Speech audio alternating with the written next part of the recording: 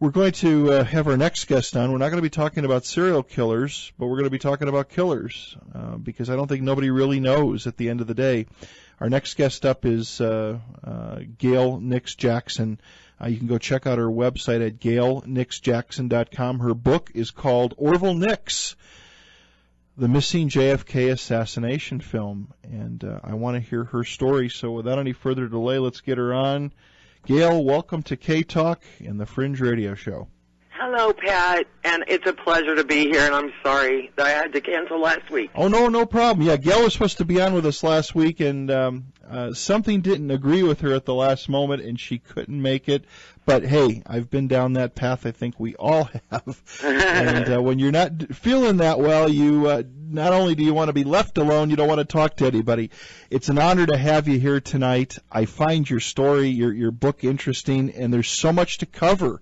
Why don't you tell us a little bit about yourself, and then let's talk about Orville and everything tied to this. How did you pull this all together, and what got you into writing this book? It's a funny story. I guess it shows my degree of hubris, no doubt about it, because I was on Twitter talking about baseball. I love baseball. Not this year. The Texas Rangers are, oh my gosh, they're so horrible. But normally I like talking about baseball on Twitter with people all over the United States. And as I was on there one night, a lady said to me, are you Gayle Nix Jackson, the one that was on Geraldo many years ago, and Orville Nix's granddaughter? And I said, yes, that's me. And she said, I am thinking about writing a book about your grandfather because I think his story needs to be told. And God forgive me, okay? I said, oh, no, you can't do that. I'm writing it right now. Had not written a word, Pat, not a word. But I thought, no, this story has got to be told by me. I mean, I can't let someone else tell my grandfather's story. So that's why I finally decided to do it. And luckily, I have an 18-year-old and a 14-year-old now who don't take so much of my time, and gave me the opportunity to research and write it. So why don't you, I'll be honest with you, I have never heard of Orville Nix. And you aren't not the only one, Pat, so don't feel badly about it. And, that makes me sad. I mean, I'm not trying to make you feel bad, but it is sad that no one knows who Orville Nix is. And they do when they see the film, they go, oh, yeah, that's the Grassy Knoll film. That's the film that shows the Grassy Knoll. But that's the Orville Nix film. And I believe one of the reasons why most people don't know about it is, number one, because the original is missing, and number two, because I don't think the powers that be want it to be out there and want people to know about it. Because I think if we were to find the original film, it would show that there was a shooter on the Grassy Knoll. That's what I think. Interesting. Well, there's so many theories about the JFK assassination. I mean, it's up there. If you want to talk about conspiracy theories, I mean, it's right up there at the top of the list. The film with Kevin Costner in it. JFK. JFK, so eye-opening. But no, I never heard of Orville Nix. Can you give us a little background on your grandfather? Oh, sure. And thank you for asking about him. My grandfather was, I would just like to say, just the regular, everyday man. I mean, he grew up during the Depression. He was had to quit school to help pick cotton to support the family. When he got so he didn't have a very high education. And so when he got his job working for the General Services Administration, he was so excited because, first off, he was working for the government, which meant that he would probably be there forever and have a pension, and he was just happy to have a job. He was an air conditioner repairman. And because of that job, he got to know many of the people in the FBI because they shared the same office building. And he was married to my grandmother, and then they had my dad, and my dad's an only son. But he was down there the day of the assassination because his friend from the FBI, Forrest Sorrells, had told him where to stand, where he could get a good place to probably see the motorcade where there wouldn't be as many people. Okay. So he was on the corner of Maine and Houston, And as the motorcade came by him, he saw just a little bit of it. I mean, started filming, and he got there a little late because he was waiting for me and my grandmother and my mother, and the crowds were so thick that day. We couldn't make it down there to meet him, and we were stuck on Main Street at the Walgreens there. Gotcha. So you were there. Oh, yeah. Well, I wasn't there in Dealey Plaza, but I was there that day, yes. Yeah, I was. Very, very interesting. Very interesting. I was a bratty kid, Pat. Bratty kid. But and that's part of the reason why we couldn't get down to Dealey Plaza, because I had to go to the bathroom, and I had to do all these things, and I wanted to play music on the jukeboxes. I mean, just a bratty kid.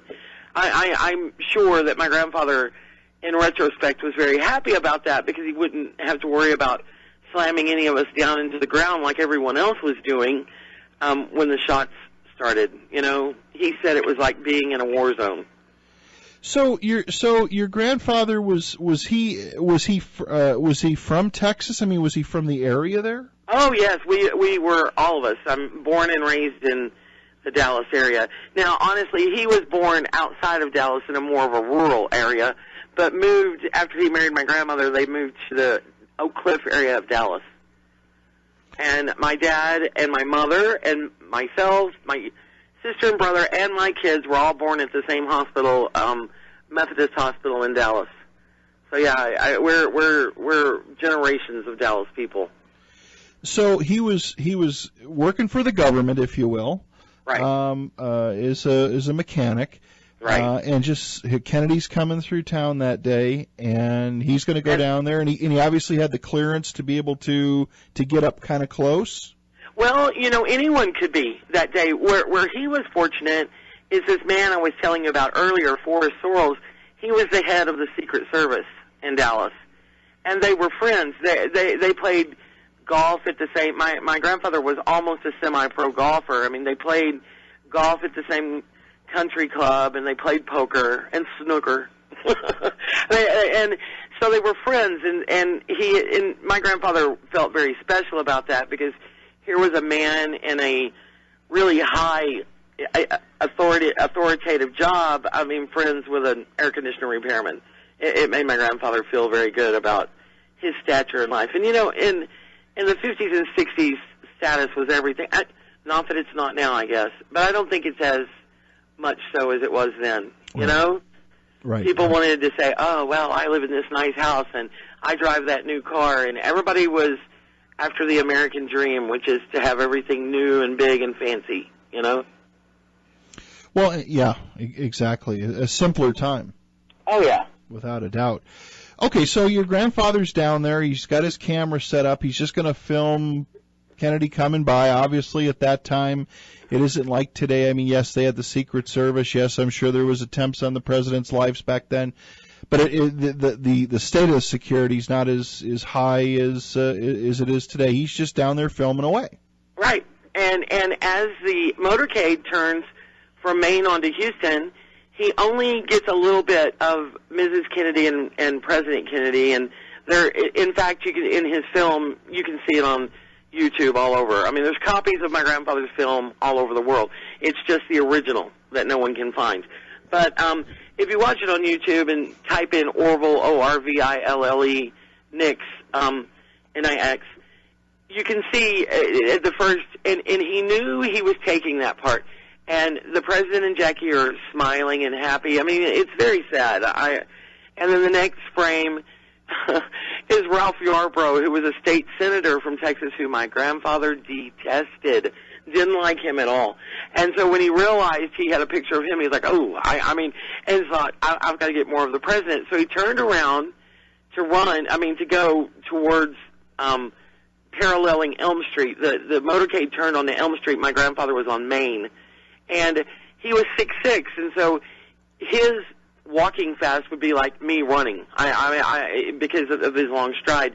And as he turned to and wanted to begin taking pictures again, that's when all the shots began. And he had a Keystone camera, and I don't know if you're familiar with those, but it was a movie camera with a pistol grip. I mean, it has a grip on it. Yes, I am. And he was not even sure that he had taken any assassination footage, because as he began to film again, that's when it all started, and people were falling around him. He didn't know if it was firecrackers, gunfire, what. I mean, he just knew that something very bad was happening, and as he ran and took pictures, he got the grassy knoll. But as I said, he wasn't even sure that he had it. He was just like running, and his anxiety was gripping the movie camera. And because he was so tall, he got the assassination sequence on film. But he didn't know this until a week later. Okay, now he kept. Oh, I'm sorry. No, you're fine. But let's stop there for a second. Okay, the story goes, if we want to use that, is up in the book repository building, a shot, the magic bullet, the magic shot is fired. Now, you mentioned about several shots. Oh, yeah. My grandfather always, till the day he died, and he died early, he died in 72, but said he heard 4 and maybe more. But he knew he had heard 4. Now, I want to say this, Pat, for people who aren't familiar with the Dallas area. When you go to Dealey Plaza, it's much like New Orleans, in that it's like an upside-down bowl, whereas New Orleans is a bowl. Dealey Plaza is like an upside-down bowl, and the reason why is because of those pergolas, the white pergolas you always see. Actually, in my grandfather's film is where you see them the most, but the white structures that are all around Dealey Plaza, and acoustically, sound will bounce off those structures, you know? Right. But from where my grandfather was standing, he was not in the center. He was on Main Street.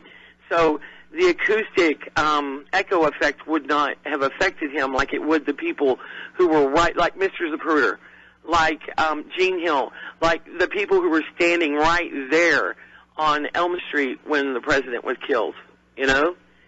And my grandfather did not think any shots came from the school book depository, not at all. He believed till the day he died that they came from what he called the stockade fence, but what we call now the grassy knoll and the picket fence. Gotcha. Yeah. So he's there now. There's the Zapruder film. Of course, it's pretty graphic. They show Kennedy, basically getting hit, and it depends whether it seems like there's a colored version, a digitalized. I mean, there's several different versions that people see. Is that the Zapruder film, or is that the Nix film?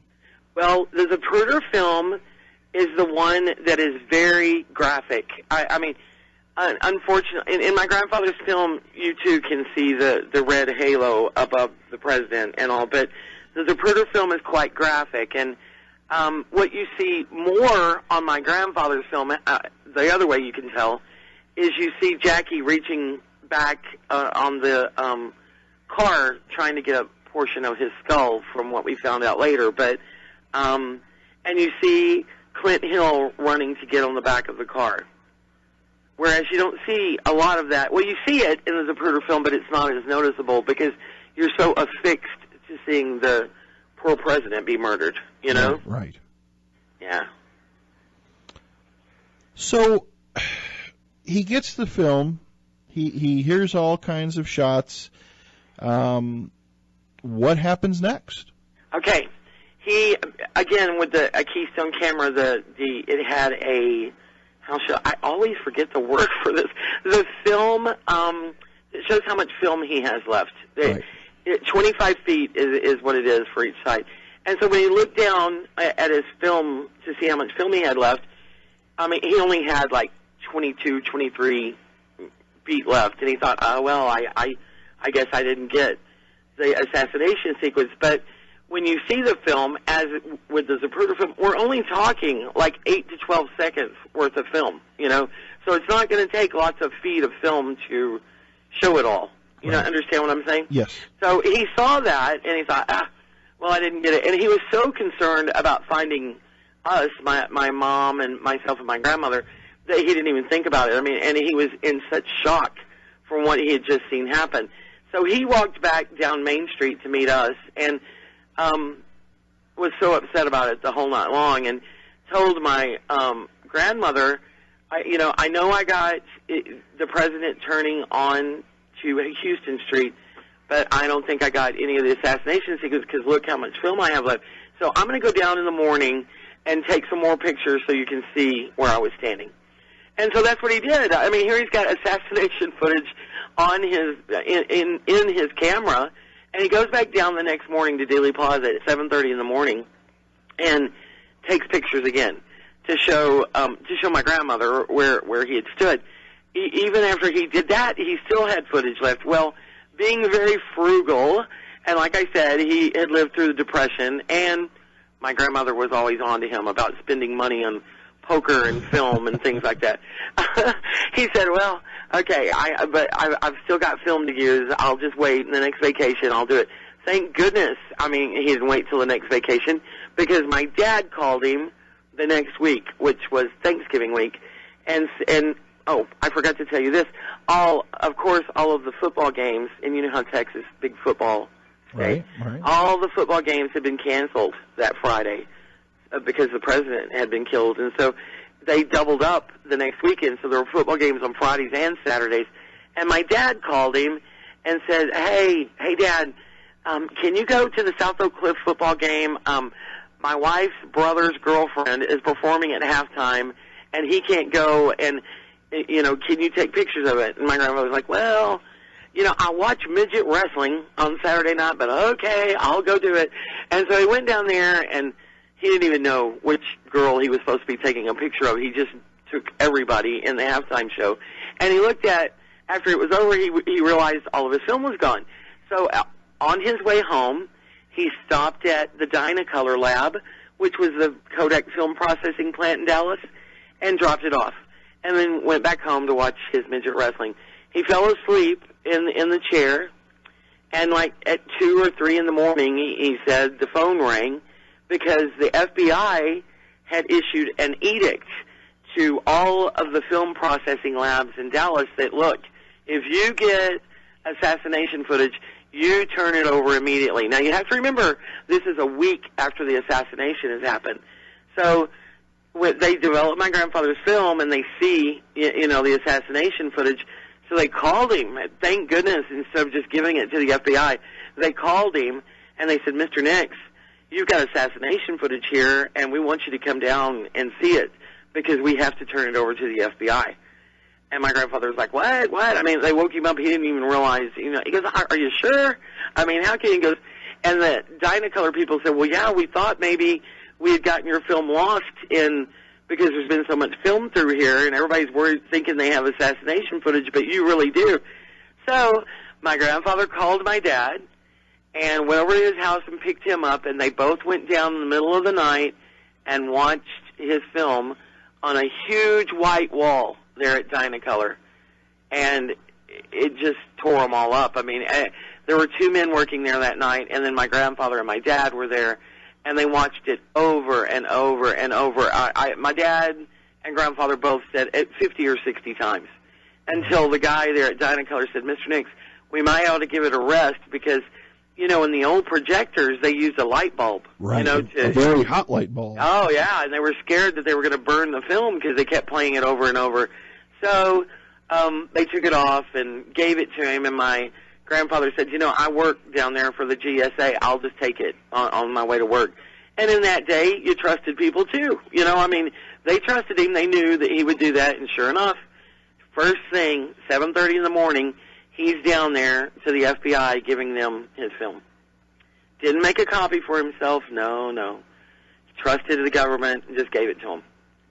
They kept it for 3 days, and by then, the news had come out that Abraham Zapruder was being paid $25,000 for his film, and I mean, that was a treasure. I mean, a lump of huge money for 1963. And so my grandfather thought, hey, wait a minute. This could be retirement money. If my film shows the opposite of what his shows, surely they would give me half of what they're paying him. And so he called Life magazine. And they said, okay, sure, come down here, and on Friday we'll send you an airplane ticket. Come down or come up, and let's see what you have. And so he did. Well, in the interim, UPI called and said, we would like to look at your film, and we would like to buy it, too. And he said, well, I'm going to Life magazine. And my grandmother had no intention of flying to New York. She said, oh, no, I'm going to stay here and work while you're out gallivanting around the country, and you can take Junior. That's what because my dad's name is so my dad and my grandfather went to New York and to Time Life. And I tell you, that's where the story, oh my, that's where it gets horrible. That's where the problems began. As far as I think they began earlier, but they definitely began for my grandfather there. Here he thought, I mean, he had all these big dreams of having retirement and having, helping his government and maybe finding the person who killed JFK, because he never, ever believed that those shots came from the school book depository. Never. It's interesting, Gayle, that he was walking around he actually had, like you said, he had that film for a long time in his hand and didn't even think twice about it. No.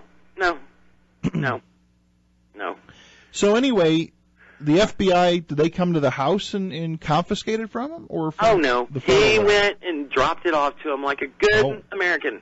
Okay. Went and just gave it to him, and they said, okay, Mr. Dinks, we'll give it back to you. You'll have it back tomorrow. We just want to look over it. And the tomorrow turned into 3 days.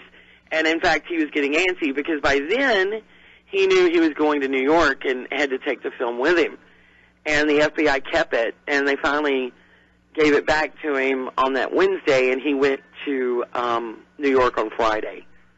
And he went to New York, and he went to Time Life magazine and went up the stairs, and I don't know if you're familiar with the history of Time Life, but it was a fancy place, and one of the biggest media companies in the world. And the man who took my father and grandfather up to meet the executives at Time Life has now become a very dear friend of mine. And as I was writing the book, I tell you, it's funny how things happen. As I was writing the book, I got this phone call, and this man said, my name is James Wagenvord, and I used to work for Time Life magazine. I said, it's great to talk to you. And we started talking, and I said, I'm at this part right now in my book where I'm talking about where my dad and grandfather go up to meet Time Life, and in it there was a really nice young man, they said, who was very friendly and very kind and took them up. And he goes, well, you know who that was? And I said, who? And he goes, that was me. Now, isn't that, I get chills every time I think about that. This man calls me out of nowhere. I guess he had heard that I was writing the book, and he called me, and it was the very same man who had taken my grandfather and my dad up to meet the executives at Time Life. Anyway, they went up there, and Time Life, all these guys in dark suits, like Men in Black, I guess, were all standing around, and they were all executives. Harry Chapin Carpenter, Art Keeler, C.D. Jackson, a lot of the big Time Life people were there. And so they watched they said hello, introduced themselves, set my dad and my grandfather down, and they went off a little further where the projector was in a screen, and they watched it over and over and over. In fact, my dad says, he was 23, and he said, gosh, I thought that they were going to just watch it all day long. And my grandfather said at that time, he said, wait a minute, the film doesn't look like I remember, and, it looks a little different. But anyway, they watched it, and they came back to him, and they got together in a little group, and they whispered and spoke, lowly where they couldn't hear, where my grandfather couldn't hear. And they came to him, and they said, Mr. Nix, we look at this film as a nuisance film. We're willing to offer you $3,000 for it. My grandfather was so upset. In that moment, I think he lost all of his idealism. These dreams of $12,000 down to $3,000, and then being called a nuisance film. He was so upset. And Mr. Wagenvord said to me, and my grandfather had told me all my life, he clenched his fist because he was so mad. He was tired. He didn't like New York. The people weren't very nice to him there. And obviously, if you're from Dallas and you told anyone that you were from Dallas after the president died, you were treated like a Nazi or like a communist or like people in America thought the town, everyone who lived in Dallas killed JFK. That's something. But now let me ask you this, Gayle. The film, it's brought up to Time Life. Is this after the FBI's had it for a while? Yes, after the FBI had it for 3 days. Okay. Yeah. So obviously something's missing at this point. Well, my grandfather thinks so, but he never could say what it was. Now, he just said it was jumpy, it looked different, and it was darker. Okay. Now, that's what he said. And what does that mean? I mean, I, of course, being the petulant teenager when I got older and would hear these stories all the time, I said, Papa, you got to remember, you watched this on a wall. I mean, maybe seeing it on a projected screen was different than watching a wall. Maybe that's why it looked different. And he said, Gayle, I know what my film looked like. I looked at it over and over. And now, as I'm older, Pat, and I'm sure you can relate to this too, when you write something or when you make something or paint something or anything, it's yours, and you're aware of all the little things. You understand what I mean? And I, of course, being, like I said, a petulant teenager, I didn't understand that. But he was right. I mean, there was something different. There was. And he saw it right away. So, yeah, but no one ever listened to him, and he chalked that up to not having an education. Very sad. I mean, he was very insecure about his education, and he thought, well, if I had been a big businessman or I had had a lawyer like Mr. Zapruder did, or I owned my own business, then maybe people would listen to me, but no one did, you know. All right, everybody, welcome back to the Fringe Radio Show. Our guest tonight is Gayle Nix Jackson. Gayle, thank you so much for taking time out of your weekend to be here with us. Oh, it's my pleasure. So let's get back to where we left off, and that was your grandfather feeling that he wasn't quite educated compared to Zapruder having the lawyer and what have you. That's where we left off. Right. And so now the film he gets the film back. He knows there's something not quite right. Time Life says, hey, it's nothing. Yeah, it's but here we'll give you some money, which back then it was still a lot of money, but not what he was hoping for. Right. And so I inadvertently left out a key part. Before he went up to the Time Life offices, 2 men from UPI were there, Bert Reinhardt and Maurice Schoenfeld, that met him before he even went up to see the Time Life guys, and said, look, we really would like, because, in those days there was a lot of competition between all these big news agencies, and they said, look, Mr. Nix, we would really like to see the film first. I mean, please, sell it to us. We'd be willing. And my grandfather said, no, Time Life paid for my airplane ticket. It wouldn't be right, not to. We told them we would do it. We're going to keep our promise. And so when they came back down, my grandfather was so upset after they called it a nuisance film and offered him nothing. He said, no, we're leaving. We're going to go. We haven't eaten all day. We're going to go get a cup of coffee. And he, James Wagonboard, like I told you before, said he was scared that my grandfather was just going to punch somebody. He said, James Wagonboard said, all I could see is this big Texas man, 6'5", 6'6". I'm thinking, wow, these Texans are big. And I'm watching him go red like a thermometer, from his forehead down to his fist. And he said, I just kept looking at his clenched fist. And I thought, ooh, I wonder if he's going to hit somebody. And he said, and then a part of me was thinking, I wish he would. Because they were so rude to him. He was embarrassed. James Wagonboard was young, but he was embarrassed by the way they had spoken to my grandfather, So, no, my grandfather and my dad left, and as they came down the elevator, there were the guys from UPI. And they said, well, did you sell it? Did you sell it? And he said, no, and we're going to go get a cup of coffee. And no, Mr. Nix, let us talk to you. We really want this film. We really want to talk to you about this film. And my grandfather said, listen, I need a cigarette. I need a coffee. I need something to eat. We will meet you afterwards.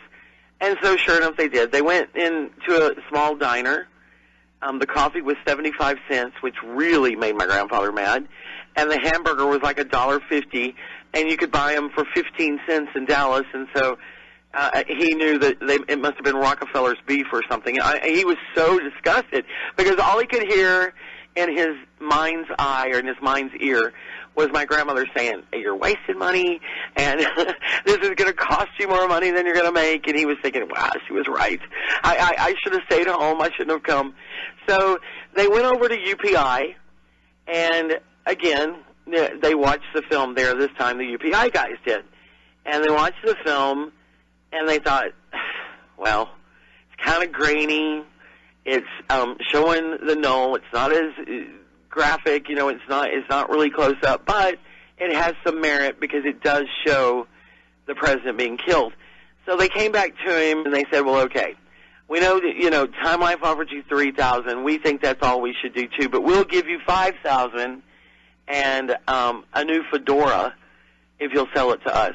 Well, my grandfather thought he might as well cut his losses after the expensive hamburger and coffee, and he was happy. $5,000 to him. It wasn't, again, what he wanted, but it was, it was good enough to keep his wife from yelling at him when he got home. So they actually did a handshake and never even wrote up a real contract. And my dad had the presence of mind to say, "Listen, I've got kids.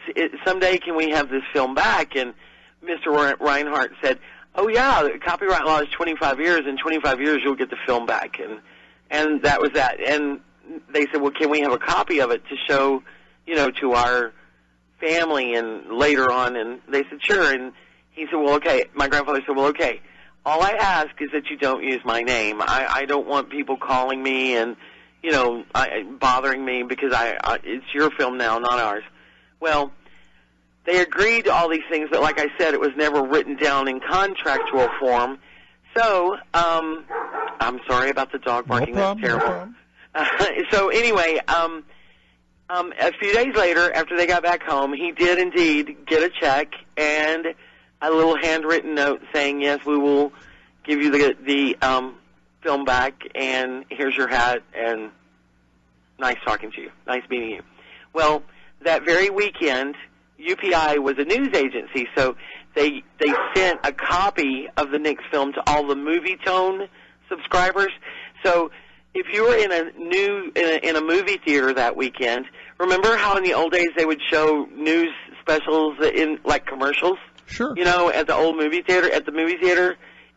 Do you remember that? Yes, or I do. You know about? No, I do. Okay. I do. Okay. Well, his film was up there, and it was, here's the Knicks film of the assassination.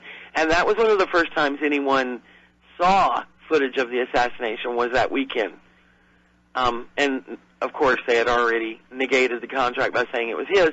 Well, that had everyone in the world calling my grandfather. Penn Jones, who was a well-known researcher down here in Dallas, called and came to his house, and from then on, he had plenty of phone calls. Mark Lane interviewed him for his his movie Rush to Judgment, and on it, my grandfather is honest and tells him, "Look, I thought they came from the stockade fence, the picket fence area," and you can see that one on YouTube too. And Mark Lane is one of the very first researchers in the JFK assassination community. And let me see. Shall I jump ahead to... No, I guess I'll just tell you now. After Penn Jones came to see him, and after Mark Lane came to see him, and people from all over, all kinds of different people would be calling him, but he also started getting strange phone calls, and they would call, and he would answer the phone, and they would say, "You better shut your mouth. You better quit talking about this film." Or the next one would be, how you were probably part of this, weren't you? You were probably down there filming it because you knew who was going to do it. And more threatening calls like, if you don't keep your mouth shut, your family will pay for it. And it was always a different voice. Sometimes it was American, sometimes it was foreign, sometimes it was a female, sometimes it was a male. But he got to the point, after the first few, he thought they were just crazy people, Right. calling and acting silly. But then Penn Jones came to his home and said, "Mr. Nix, you better be careful. There's lots of weird deaths happening." Well, My grandfather was a bit naive, as was my grandmother, and I'm going to, again, blame, or not blame, but say that was because of their sheltered lives and maybe not being as educated, and they were scared, and they pretty much quit talking about it. And my grandmother would say to my grandfather, I don't want you doing any more interviews, and I don't want you talking about this film, which is another reason, Pat, that maybe many people don't know much about the next film, you know? Well, it's you know, again, I like I said, to be honest with you, I never heard of it before. Yeah. I mean, have you ever heard of any other film besides the Zapruder film? No. Because there were several. I know there were. I mean, the Zapruder film, obviously, because it's the, you know, one of the most graphic ones. Right. And then, of course, there's some, you know, some CBS film footage, but and you know. But my grandfather's and the Zapruder film are the only two that show the assassination sequence. The only two. There are other films that show portions of it, but those are the two that do. And, you know, they used my grandfather's film, the Warren Commission used my grandfather's film as a timing, you know, to show timing and when they were doing their reenactments in '64. So, I mean, the government was well aware of my grandfather's film. The FBI, Secret Service, CIA, all of them were well aware of the film. But the regular people like you and I, we weren't, you know? Right. So, okay. 64 moves to 65 and to 66. By 67, CBS, and my grandfather is now, of course, receiving all these scary phone calls, and he and my grandmother, well, this happened afterwards, CBS called and said, we're going to do a 4-part series, and you were a witness, and you took a film, and we would like to have you come down. Well, my grandfather was so excited. I mean, he thought he was going to get to meet Walter Cronkite, you know? And he didn't realize that Walter Cronkite was not going to be down there in Dealey Plaza. But he went and bought himself a new suit, made sure that, asked if he could bring his grandkids, took me, my sister, and my brother down there with him, and they interviewed him. And the man that was interviewing him has since passed away. He was a very well-known and well-loved an announcer here at the CBS affiliate in Dallas named Eddie Barker. And the producer, or I guess we should say director, was from New York. His name was Bernie Birnbaum. And he is the one that had contacted my grandfather. Very kind man, too. And they got him on film. They put the little makeup on him and everything. And they got him on film. They said, okay, Mr. Nix, you were here. Where were you standing? And what did you see? And my grandfather said, well, I was standing here, and I heard bam, bam, bam, bam. And where did you hear the shots come from? Over there at the stockade fence. Cut, cut, cut. The director would yell, cut. I mean, so they'd start over again. And my grandfather thought, well, okay, maybe they didn't understand my Texas accent. Maybe it's, right. I don't know. And so they would ask him again, and he would say the same thing. Well, I was standing here, and where did the shots come from? Over there at the stockade fence. And how many shots did you hear? Bam, bam, bam, bam. Cut, cut, cut. And this went on 3 or 4 times, Pat. 3 or 4 times. My grandfather was getting very frustrated. Even me as a kid, I was even an older kid then, but my sister and brother were like, wow, I mean, what's going on? I mean, because they didn't do this with anybody else, but they were doing it to my grandfather. And finally, Mr. Birnbaum came over, and he said, Orville, where did the Warren Commission say that the shots came from? And my grandfather said, well, they said they came from the book depository over there. And he said, well, okay, that's what we need you to say. And that's what he said on the next take. And there was never any more cuts after that. Right. They didn't say cut, cut, cut after that. So they were done with him after he got finished with that. We walked out to the car, my sister, my brother, myself, and, of course, my grandfather immediately lit a cigarette and was so upset. I got to ride in the front because I was the eldest. And was so upset. And he said, why are they trying to put words in my mouth? Why? I know where the shots came from. I'm not crazy. Why are they trying to make me feel like I'm insane? And he was so upset. And I said, well, what's the matter, Papa? You didn't do anything wrong. You did good. I mean, I would hear a little kid, trying to make him feel better. And he looked at me with tears in his eyes, and he said to me, and I know this sounds melodramatic. I know all that. I can't help it. It's what happened. And he said, Gayle, you are old enough. I want you to know, till you die, I know where those shots came from. They came from the picket fence area. You believe me, don't you? And I said, of course I do, Papa. And he said, well, you just remember that. Until you die, you remember that. And I always have. And I think in writing this book, Pat, obviously it was from a family, a subjective point of view, but it's also because, like you said, you've never heard of the Nix film. There are lots of other people that never have either. And my grandfather wasn't given the respect he deserved during his lifetime. I mean, he went from being a man who loved his government to distrusting it. He went from a man who was proud of his grandkids, of his film taking, of his playing golf, to staying in his house. He is a frugal man who had his phone unlisted, had his phone number unlisted, which was a very expensive thing in the 60s. But he was scared of these phone calls that he was getting. And I mean, I look back on it now, and as a child, I mean, you don't notice those things, but as you get older and you look and you go, oh my gosh, it was terrible. I mean, it was terrible. So, and hey, I Gayle, really do. I got to stop you for a minute. I got an NBC News break coming up. Okay. How about let you get something to drink, take a breath, take a breather, and we got a lot more to cover, a lot more to talk about. Okay. Our guest tonight is Gayle Nix Johnson. Check out her website at GayleNixJohnson.com. Jackson, sorry. Been a long 4 hours. Yeah. Author of Orville Nix, the Missing JFK film.